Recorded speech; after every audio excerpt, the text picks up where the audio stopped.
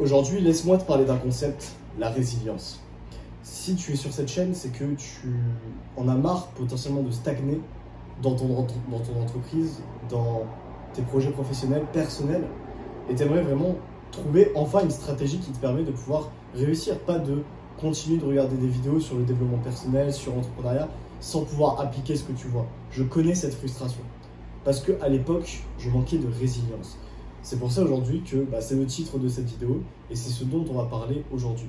Donc quand je te parle de résilience, tu penses peut-être à cette forte image avec Son Goku, Vegeta, en Dragon Ball Z, si tu as vu le manga, ou si tu as vu la série animée, où il est tout cabossé, il est tout blessé, torse nu, wow, en mode guerrier en fait, qui va aller combattre ses ennemis.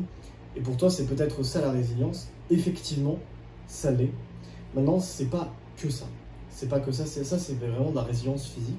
Et aujourd'hui, dans notre société actuelle, la vérité, c'est que la résilience, c'est quelque chose de psychologique. C'est psychologique. C'est même spirituel, en réalité. Il y a très peu de situations dans lesquelles tu vas te retrouver face à un ennemi à combattre, face à un ennemi dans lequel tu vas lui donner des coups de poing, des coups de pied. À part si tu fais de la boxe, peut-être. D'ailleurs, on va prendre l'exemple de la boxe. Selon toi, qu'est-ce qui a permis à Mike Tyson de terrasser tous ses opponents, tous ses adversaires, et de pouvoir devenir le champion incontesté de la boxe de tous les temps? C'est la résilience. C'est parce que, en fait, il n'avait pas peur de se prendre des coups de poing. C'est parce qu'il n'avait pas peur du combat, de l'adversité. Il était prêt à se prendre des coups pour réussir. Il était prêt à se blesser pour y arriver. D'ailleurs, il s'est blessé à plusieurs reprises. Il s'est pris des coups. Il n'est pas sorti indemne de cette aventure. Mais tu sais quoi? Il est devenu le champion. Il est devenu le champion parce qu'il a opté pour une résilience physique et psychique et mentale. Et bien toi, c'est pareil en fait. Dans tes projets, tu peux mettre en place au quotidien cette même résilience. Elle sera plus, comme je te dis, de l'ordre de la psychologie, de résilience plutôt mentale, spirituelle même. Mais tu peux quand même réussir avec cette résilience. Donc je vais te partager 2 astuces qui m'ont énormément aidé et qui m'ont permis d'atteindre des sommets, d'atteindre des sommets, de pouvoir réussir des rêves d'enfant, des rêves de gamin, parce que j'ai été résilient, parce que j'ai été persévérant. En fait, la résilience, c'est quoi? Déjà, la première astuce que je vais te donner, c'est de toujours faire un petit peu plus que l'objectif que tu t'étais donné à la base. Je vais te donner un exemple. Je pense que tu connais cette situation dans laquelle tu es à la salle de sport, tu es à la salle de muscu, et tu vas aller soulever des poids, tu vas aller faire tes reps et tout. Plutôt que de faire 12 reps, tu vas faire 13 reps. Tu vas faire une rep de plus. Je ne sais pas si tu l'as déjà fait. En fait, ça, c'est une preuve de résilience. Et ça, c'est prouver à ton mental, c'est prouver à ton cerveau, c'est prouver à ton âme, à toi, que, putain, tu peux largement le faire. Et tu peux même faire largement plus que l'objectif que tu t'étais fixé à la base. Tu es dans l'abondance, en fait. Donc, ça va être ne pas hésiter à, et tu peux l'appliquer dans tous les autres aspects de ta vie, à vraiment aller faire toujours un petit peu plus que ce que tu t'étais donné à la base. Autre exemple, ça peut se refléter dans le business, dans ta création d'entreprise. Par exemple, moi je passe des appels de vente, des appels de closing avec mon activité. Des fois je me dis, ok, là j'ai envie de quitter l'appel parce que ce qui a été dit, mais malgré tout, je vais quand même rester 5 minutes de plus. 5 minutes de plus pour traiter les objections de la vente avec la personne. Je vais faire ces 5 minutes en plus. Je vais faire ce truc, ce zèle, je vais rester avec elle, je vais vraiment conclure de manière positive l'appel en restant 5 minutes de plus pour vraiment bien comprendre la situation. Ça peut être également le fait dans ton sport aussi, dans ton sport, comme on l'a vu au niveau de la boxe, ou ça peut être vraiment sur les autres aspects de ta vie.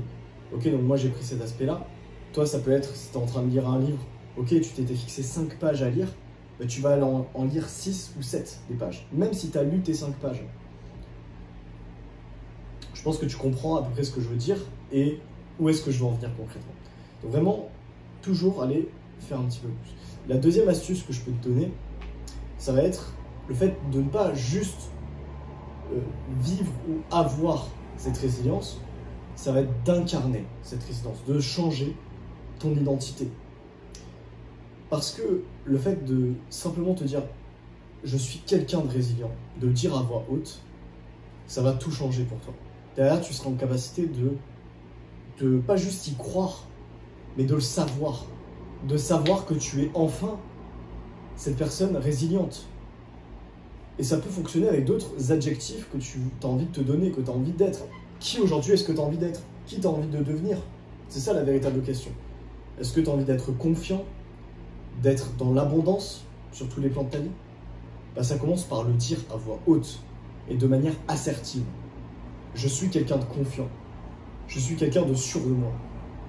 Je réussis tout ce que j'entreprends avec facilité et aisance. Je suis quelqu'un de résilient. Je suis quelqu'un de résilient. Et le fait de le dire à voix haute, encore une fois, ça va prouver à ton mental, ça va prouver à ton corps, ça va prouver à là-haut, en fait, au côté spirituel, que effectivement tu l'es. Tu l'es. Ton cerveau, il ne sait pas faire la différence, en fait, entre ce que tu dis et la réalité. Et du coup, ça va devenir la réalité. Parce qu'il ne sait pas faire la différence et que pour lui, si tu le dis, c'est que c'est vrai, en fait. Et tu vas le savoir, tu vas pas juste y croire, tu vas le savoir. Tu vas dire, putain, mais ouais, je suis quelqu'un de résilient, en fait. D'accord? Donc ça va être changer ton dialogue interne. Changer l'histoire que tu te racontes. Et tout de suite, ça fait la différence. Tout de suite, cette rep de plus à la salle, tu vas la faire. Tout de suite, cet appel de vente, tu vas le faire durer un peu plus longtemps. Tout de suite, ce livre, tu vas le décortiquer encore plus que ce que tu étais censé le faire. Et ça passe, cette transcendance d'identité, ça passe par la pensée, donc changer tes pensées. Ok, je suis quelqu'un de résilient dans la tête, parce que tu vas te dire à toi-même et aux autres, je t'invite même à le dire à voix haute. Hein. Voilà, je rigolais pas hein, quand je te disais, voilà, je suis quelqu'un de résilient. Tous les matins à la douche, j'ai mon mantra. Tous les matins quand je me douche, je me dis ça à moi-même. Et ça peut paraître ridicule, on pourrait me prendre pour un fou. Mais derrière, j'y crois dur comme fer, en fait. Je sais que je suis quelqu'un de résilient. Je sais que je suis un putain de champion, que je suis un gagnant. Et toi, c'est pareil. N'hésite pas à le dire à voix haute. Pareil quand tu parles aux autres. Également, comment est-ce que tu vas parler de toi aux autres? C'est hyper important. Et par les actions que tu fais. Le prouver par les actions. Voilà, si tu as aimé cette vidéo, déjà, je t'invite à t'abonner. Et deuxièmement, si tu rencontres une problématique dans la création de ton entreprise, que tu as envie de créer un projet entrepreneurial centré autour de l'humain, pour mettre l'humain au service de l'entrepreneuriat, mais que tu ne sais pas comment t'y prendre, que tu ne sais pas par où commencer, je t'invite à réserver un appel avec moi, c'est juste dans la description. Je peux t'aider à avancer sur tes projets.